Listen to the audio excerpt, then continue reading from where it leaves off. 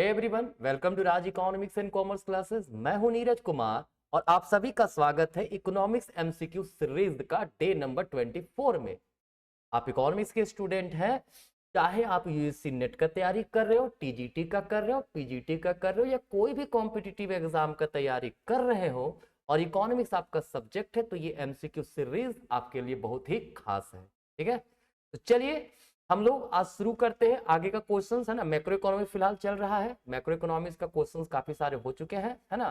बाकी क्वेश्चंस आज हम लोग करेंगे। ठीक है, आगे बढ़ो उसके पहले एक इंफॉर्मेशन, अगर आप इकोनॉमिक्स को सच में सीरियसली अच्छे से पढ़ना चाहते हैं, चाहे फिर आप यूजी इकोनॉमिक्स के स्टूडेंट हैं, पीजी इकोनॉमिक्स के स्टूडेंट है, यूजीसी नेट के स्टूडेंट है या टीजीटी पीजीटी के स्टूडेंट है, तो भाई हमारा मोबाइल एप्लीकेशन डाउनलोड कर लीजिए। ऑनलाइन क्लास करने के लिए ये नंबर पे व्हाट्सअप करके इंफॉर्मेशन ले सकते हैं।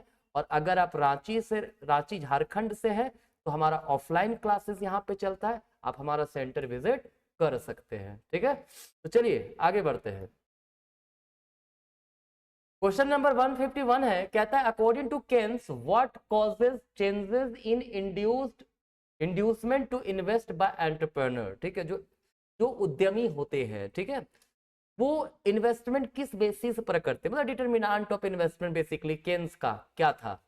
केन्स ने बेसिकली कहा एमईसी और रेट ऑफ इंटरेस्ट के बारे में बेसिकली उन्होंने डिस्कशन किया है। MSc expected rate of return, ठीक है, तो ये हमारा एमईसी और आरओआई है। अगर एमईसी ग्रेटर है आरओआई से तो लोग इन्वेस्ट करेंगे, तब तक करेंगे जब तक कि एमईसी बराबर ना हो जाए आरओआई के। ठीक है, अगर एमईसी लेस होगा रेट ऑफ इंटरेस्ट तो इन्वेस्टमेंट नहीं किया जाएगा। ठीक है, तो हमारा आंसर यह क्या होगा, MEC and rate of interest, option number C. ठीक है,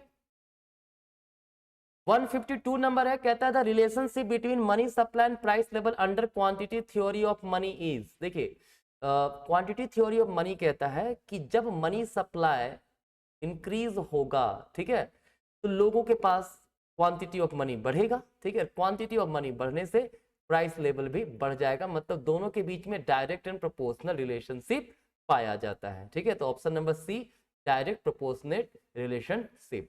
ठीक है, चलिए 153 है, कहता है which among the following does not have the application of the multiplier. मतलब मल्टीप्लायर किस में लागू नहीं होता है, डिटर्मिनेशन ऑफ इनकम होता है।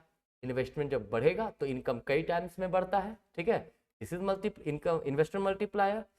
फिजिकल पॉलिसी में जब गवर्नमेंट स्पेंडिंग बढ़ाता है तो उससे लोगों का इनकम कई टाइम्स बढ़ता है। ठीक है, मॉनेटरी पॉलिसी ये नहीं है। ठीक है, monetary policy is not related to multiplier. ठीक है, फॉरेन डायरेक्ट इन्वेस्टमेंट, अगर हम लोग फॉरेन डायरेक्ट इन्वेस्टमेंट बढ़ता है तो हमारे देश में इनकम कई टाइम्स बढ़ जाते हैं। ठीक है, तो मल्टीप्लायर का एप्लीकेशन ये भी है, ये भी है, ये भी है, मॉनेटरी पॉलिसी उसका एप्लीकेशन नहीं है, तो आंसर हमारा मॉनेटरी पॉलिसी होगा। ठीक है, क्वेश्चन नंबर 154 कहता है m इक्वल्स के पी टी। अगर आपने Cambridge version of quantity theory of money पढ़ा होगा तो आपको बेहतर पता होगा कि ये इक्वेशन किसने दिया था।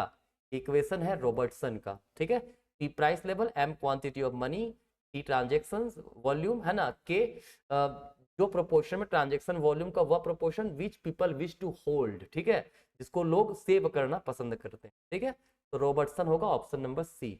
सारा आंसर सी ही आ रहा है लगभग क्या। 155 है, कहता है which among the following is not a feature of Keynesian theory. है ना, केन्स के थ्योरी का कौन सा फीचर नहीं है, शॉर्ट रन, बिल्कुल। क्लासिकल इकोनॉमिस्ट लॉन्ग रन को फोकस करते थे, केन्स ने कहा था we all are dead in long run, theory बनाने से क्या फायदा, शॉर्ट रन का थ्योरी पे उन्होंने फोकस किया है। ठीक है, ये फीचर है। वेज प्राइस फ्लेक्सिबिलिटी नहीं, वेज प्राइस फ्लेक्सिबिलिटी क्लासिकल बोलते थे, केन्सन ने कहा था रिजिडिटी होता है। ठीक है, फिस्कल पॉलिसी बिल्कुल केन्स ने कहा था कि ठीक है कि जब गवर्नमेंट स्पेंडिंग बढ़ेगा तो इकोनॉमी में जो है एम्प्लॉयमेंट जनरेशन बढ़ेगा। अंडर एम्प्लॉयमेंट इक्विलिब्रियम, हाँ ये भी सही है। क्लासिकल मानते थे कि इक्विलिब्रियम कहाँ होता है, इक्विलिब्रियम होता है फुल एम्प्लॉयमेंट पे। केन्स ने कहा नहीं, इक्विलिब्रियम जो होगा वो अंडर एम्प्लॉयमेंट इक्विलिब्रियम होगा। ठीक है, तो ये भी सही है, तो ये उनका फीचर नहीं है कौन, वेज प्राइस फ्लेक्सिबिलिटी। ठीक है, चलिए नेक्स्ट क्वेश्चन है the cash balance approach in quantity theory emphasis on. जो कैश बैलेंस अप्रोच है क्वांटिटी थ्योरी ऑफ मनी में, कैश बैलेंस अप्रोच मतलब कैम्ब्रिज वर्जन, किस कौन सा वर्जन, कैम्ब्रिज वर्जन, ठीक है। ट्रांजेक्शन अप्रोच की बात, कैश ट्रांजेक्शन अप्रोच की बात की जाए तो वो हो गया फिशर्स थ्योरी, ठीक है। Cash balance approach Cambridge version, ठीक है। तो कैश बैलेंस अप्रोच में मतलब कैश को बैलेंस के रूप में रखना पसंद करते हैं लोग, है ना। इन्होंने डिमांड फॉर मनी का दो रीजन बताया, एक तो ट्रांजेक्शन, दूसरा स्टोर ऑफ वैल्यू, बट ज्यादा फोकस स्टोर ऑफ वैल्यू पे था, ठीक है, कैश बैलेंस पे था। तो money as a store of value हमारा करेक्ट आंसर होगा। क्लियर है।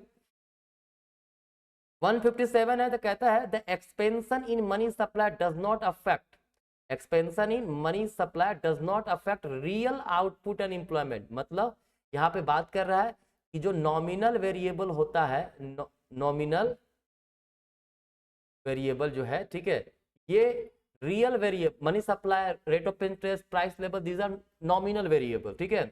Output, employment, unemployment, this is real variable. तो नॉमिनल वेरिएबल रियल वेरिएबल को अफेक्ट नहीं करता। ये कंसेप्ट था neutrality of money, classical dichotomy में डिस्कस किया गया है न्यूट्रलिटी ऑफ मनी, ठीक है, मनी न्यूट्रल, ठीक है। If nominal variable changes then it does not affect real variables, ठीक है, ये न्यूट्रलिटी ऑफ मनी है। क्लियर है। नेक्स्ट 158 है, कहता है an increase in output and employment in the economy that arise out of increasing consumption demand and a rise in real wealth is called। जब real wealth rise होता है, consumption बढ़ेगा, consumption बढ़ने से इन्वेस्टमेंट बढ़ता है, इन्वेस्टमेंट बढ़ने से आउटपुट एम्प्लॉयमेंट का जनरेशन होता है, इसको पिगू इफेक्ट कहते हैं। मैंने इस पर वीडियो बनाया हुआ है, आप जा करके मेरा चेक कर सकते हैं, ठीक है। 10 मिनट्स इकोनॉमिक्स का प्लेलिस्ट होगा, उसमें मैंने अभी कुछ ही दिन पहले अपलोड किया था वीडियो, जो कि है पिगू इफेक्ट, ठीक है, तो जा करके देख लीजिएगा एक बार, है ना।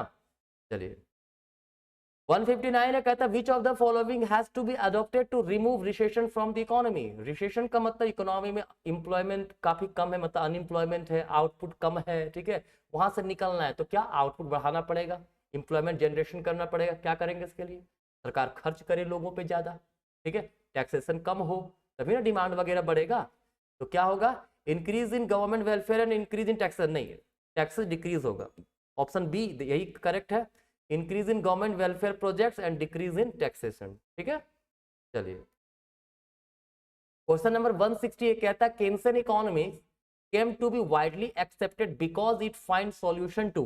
देखो केन्सन इकोनॉमिक्स जो है ना, ये कब पॉपुलर हुआ था, जब ग्रेट डिप्रेशन आया था 1930s के समय, ठीक है। इन्होंने कहा था कि इकोनॉमी को बाहर निकालने का सबसे बढ़िया तरीका यही है भैया, एग्रीगेट डिमांड बढ़ाइए, इफेक्टिव डिमांड को इनहेंस कीजिए, ठीक है ना। तो हमारा होगा क्या, ग्रेट डिप्रेशन 1930s, ठीक है, कोई दिक्कत नहीं है। तो हमारा आज का 10 क्वेश्चन डिस्कस किए मैंने मैक्रो इकोनॉमिक्स का। वीडियो खत्म करने के पहले फिर से बता दूं भाई, अगर आप अच्छे सच में पढ़ना चाहते हो इकोनॉमिक्स को, ठीक है, अभी मोबाइल एप्लीकेशन डाउनलोड करिए, क्योंकि बच्चों को खास करके मैथमेटिकल इकोनॉमिक्स, स्टैटिस्टिक्स और इकोनॉमेट्रिक्स में बहुत प्रॉब्लम्स होता है, उसको बहुत ही सिंपल तरीके से मैंने डिस्कस किया है, ठीक है ना।